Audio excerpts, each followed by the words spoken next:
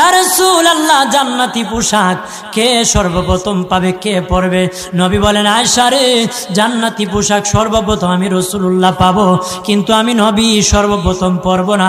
সর্বপ্রথম ইব্রাহিম খলিলুল্লাহকে জান্নাতি পোশাক পরানো হবে। কেন জানুনি? ইব্রাহিম নবীকে নমরুদের আগুনে যখন ফেলে দেওয়া হয়েছিল, দুনিয়ার সব ছেড়ে দিয়েছিল, বাড়ি ছেড়ে দিয়েছিল, সম্পদ ছেড়ে দিয়েছিল, মা বাবা ছেড়ে দিয়েছিল, এমনকি গায়ের জামাও যখন খুলে নে, ইব্রাহিম কয়েক কাপড় ছেড়ে দিতে পারি, আমার আসমানের মালিককে ছেড়ে দিতে পারি না।